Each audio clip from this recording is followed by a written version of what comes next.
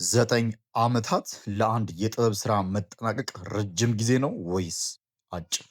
ለኢትዮጵያ የሙዚቃ አፍቃሪዎች ግን እነዚህ ዓመታት በጉጉት እና በጥያቄ የተሞሉ ነበሩ።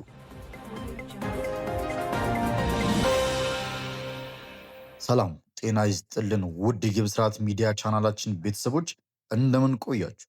ዛሬ ትኩረታችን የምናደርገው በመላው ኢትዮጵያውያን ዘንድ በጉጉት የሚጠበቀው የቴዲ አፍሮ አዲስ አልበም ላይ ይሆናል። ከዘጠኝ ዓመታት ጥበቃ በኋላ ድምፃዊ ቴዎድሮስ ካሳሁን ወይም ቴዲ አፍሮ አምስተኛ ለሆነው ኢትዮሪካ የተሰኘ አልበሙ የመውጫ ቀን መቆረጡን አስታውቋል።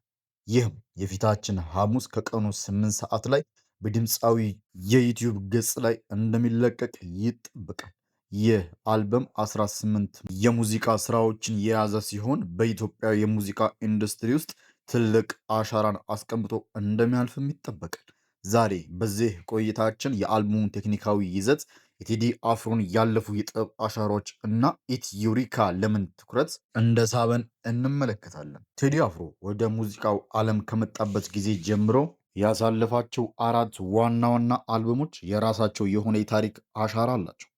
የመጀመሪያው እንደ ኢትዮጵያውያን አቆጣጠር በ1993 ዓ.ም ለህዝብ የደረሰው አቡ ጊዳ የተሰኘ አልበም ሲሆን ይህ አልበም ቴዲን ለብዙሃን ያስተዋወቀ ስራ ነበር። በተለይ የሬጌ ቅኝትን ከሀገር ውስጥ ዜማ ጋር በማዋሃድ ወጣቱን ትውልድ ላይ ትልቅ ተጽዕኖ ፈጥሯል። በመቀጠል ያስተሰርያል የተሰኘ አልበሙን በ1997 ዓ.ም ያወጣ ሲሆን ይህ አልበም በወቅቱ የነበረው ማህበራዊ ስሜትን በማንጸባረቁ ከፍተኛ ሽያጭና ውዝግብን አስተናግዷል። ሙዚቃው ከዜማ ባለፈ ማህበራዊ መነጋገሪያ መሆን እንደሚችል የታየበት ወቅትም ነበር። ሶስተኛው በ2004 ዓ.ም ለአድማጭ የደረሰው ጥቁር ሰው የተሰኘ አልበሙን ከዓመታት ዝምታ በኋላ የመጣው ይህ አልበም ትኩረቱን በታሪክ ላይ አድርጎ ነበር። የአድዋን ድል እና የታሪክ ስብናዎችን ወደ ሙዚቃ በማምጣቱ በብዙዎች ዘንድ አድናቆትን፣ በአንዳንዶች ደግሞ ትችትንም አስተናግዷል። ቴዲ በዚህ አልበሙ የታሪክ መጽሐፍት ውስጥ የታመቁትን ውብ ታሪኮች ወደ ግጥም ቀይሮ ወጣቱ ትውልድ ስለማንነቱ እንዲመረምር አደረገ። የመጨረሻው እና አራተኛው በ2009 ዓ.ም የወጣው ኢትዮጵያ የተሰኘ አልበሙን የአንድነትና የፍቅር መልእክቶችን ይዞ የመጣው ይህ አልበም በቢልቦርድ የዓለም ሙዚቃ ሰንጠረዥ ላይ እስከ መካተት የደረሰ ስኬትን አስመዝግቧል። አልበሙ በወጣ በጥቂት ቀናት ውስጥ በሚሊዮኖች ዘንድ የተሰማ ሲሆን ቴዲ ኢትዮጵያ በሚለው ስም ውስጥ ሁሉንም ማቅረብ እንደሚቻል ለማሳየት የሞከረበትም አልበም ነበር። አሁን ወደ አዲሱ አልበም እንመለስ። 18 ዘፈኖችን የያዘ አልበም ማዘጋጀት በዘመናዊ የሙዚቃ ዓለም እጅግ ፈታኝና ብርቅ ነው። ብዙ አርቲስቶች ነጠላ ዜማዎችን በሚመርጡበት በዚህ ወቅት ቴዲ አፍሮ 18 ስራዎችን ይዞ መምጣቱ በጥበብ ስራው ላይ ያለውን ትኩረት ያሳያል። 9 ዓመታት ያህል በዚህ አልበም ላይ ሲሰራ መቆየቱም ስራዎቹ በጥንቃቄ የተቀነባበሩ መሆናቸውንም ይጠቁማል።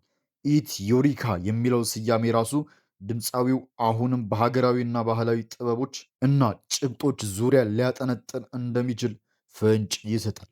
በእነዚህ 18 ክሮች ውስጥ የተለያዩ የሀገራችን ቅኝቶችና የዜማ አይነቶች ሊካተቱ እንደሚችሉም የሙዚቃ ባለሙያዎች ይገምታሉ። የቴዲ አፍሮ ስራዎች ሁልጊዜም በሁለት መነጽር ይታያሉ።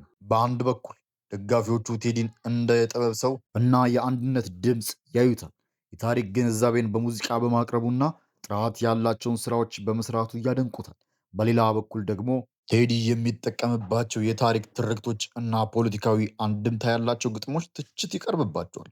አንዳንድ የታሪክ ክፍሎችን ብቻ ያጎላል ወይም ወቅታዊ ሁኔታዎችን የማይመጥኑ ትርክቶችን ይጠቀማል የሚሉ ወገኖችም አሉ። ይህ አልበም ሲወጣም ተመሳሳይ ሁለት አይነት ስሜቶች ሊያስተናግድ እንደሚችል ይጠበቃል። ነገር ግን እንደ ሙያዊ እይታ አንድ አርቲስት የራሱ እይታን በጥበብ የመግለጽ መብቱ የተጠበቀ እንደመሆኑ ስራውን ሰምቶ መመዘን የሁላችንም ድርሻ ይሁን።